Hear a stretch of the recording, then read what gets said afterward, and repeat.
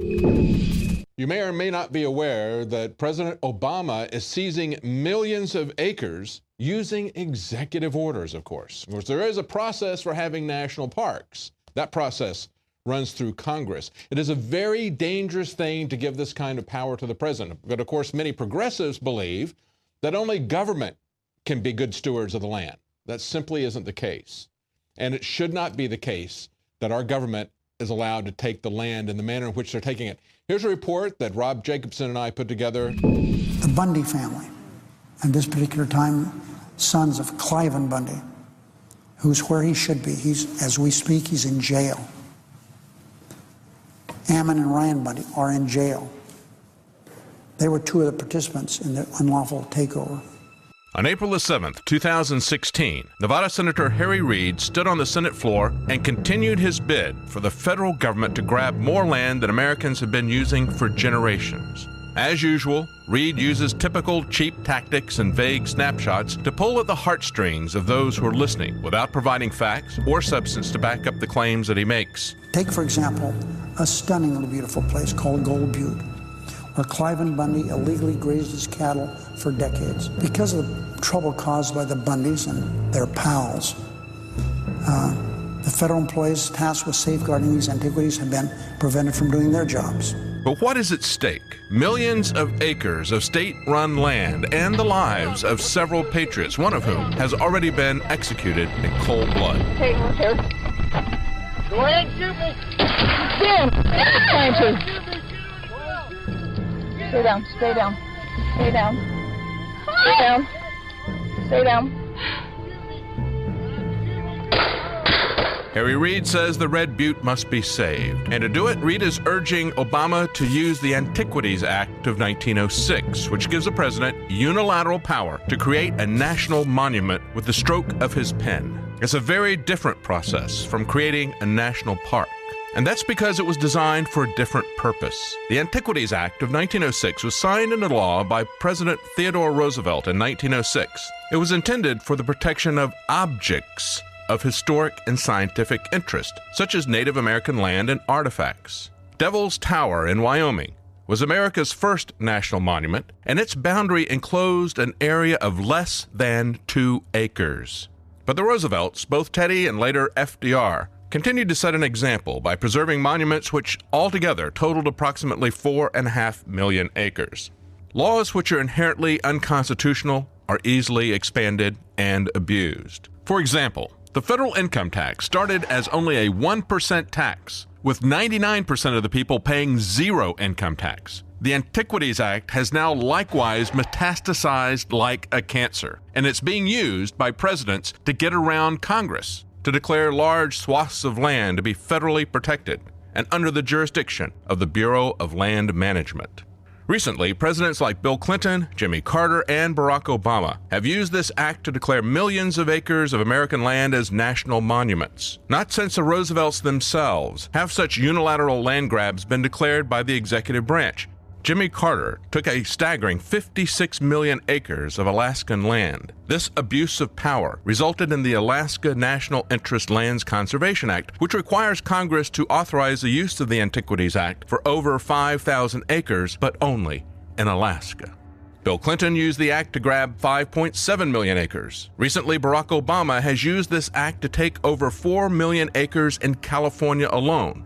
In other words, it's about the same amount of land that both of the Roosevelts took nationally that Obama took just in the state of California. At the request of Senator Dianne Feinstein, Obama designated the Mojave Trail, the Sands to Snow, and the Castle Mountains as national monuments. Knowledgeable of the Antiquities Act, these politicians deceptively use language to make their actions seem as if they're heroic custodians of the land, while privately twisting the intentions of the bill, abusing their power, expanding it to absurd extremes in order to take federal control of the land and place it under the BLM. Currently, Oregon, Utah, and Nevada are under the threat of having massive amounts of land confiscated by executive action.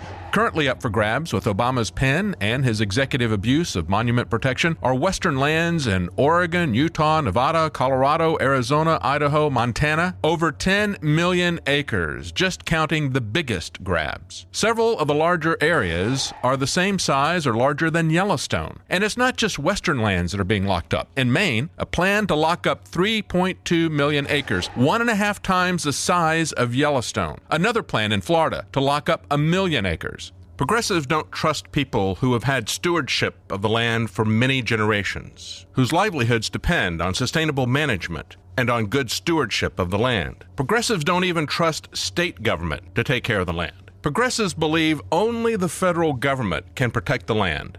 And the only way to protect the land is to lock out humans and to confiscate their property rights. In other words, they will accept nothing less than the United Nations Agenda 21. But how is federal protection with monument status working out for the Apache Indians at Tonto Forest National Monument? This beautiful area in Arizona has great historical, religious, and cultural significance for the Apache Indians and recreational use for everyone else. But the federal government protectors are turning the campgrounds into copper mines. It will turn this into this. The historical monument lands will become a massive crater visible from space, 2 miles across and 1,000 feet deep. A 50-story high mountain of waste tailings will be dumped elsewhere in the monument. It's simply monumental fraud. The Indians in Arizona at the Tonto National Monument have learned the federal government cannot be trusted as a protector of the land or Indian history and artifacts. In his book, Where White Men Fear to Tread, Russell Means said white men need to understand that just as the federal government has broken every treaty with the Indians, it is breaking every aspect of its treaty with Americans, the Constitution. Harry Reid and the BLM, just 2 years after telling the Bundys they would be allowed to continue to graze their cattle, are now renewing their claims that cattle grazing endangers the desert tortoise. It will be interesting to see what happens as more people understand the need to stand up to federal land grabs now than understood 2 years ago when the standoff occurred. For Infowars.com, I'm David Knight. And again, the thing that concerns us about this is the executive orders that are being used to seize this property. And what we see happening in Arizona, where a monument is being turned over to a foreign corporation. I remember at the very beginning of the Republican primaries, I was very concerned, and still am concerned, about Donald Trump's use of eminent domain for private use. And yet the conservatives who criticized him on this, like Ted Cruz, advocated that we would have a pipeline, the Keystone Pipeline, that would seize private property, some of it having been in family farms that have been in the family for 150 years, turn that over to a foreign corporation using, guess what, eminent domain. The end line for all this is not just that they don't care about any legal process, that they don't care about private property rights, but at the end game with all of this is Agenda 21. We've pointed this out many times, and again, as we've talked about before, we now have a New York Times op-ed piece openly talking about how the idea of 50 states is antiquated, and we need to replace them with regional collectives, okay, and with urban archipelagos, as they put it, even suggesting that they should combine these urban areas, these newly formed urban areas that would replace our states, that they should combine them across international lines, that you would take Detroit and Windsor, Canada, for example, and make that one of these urban archipelagos.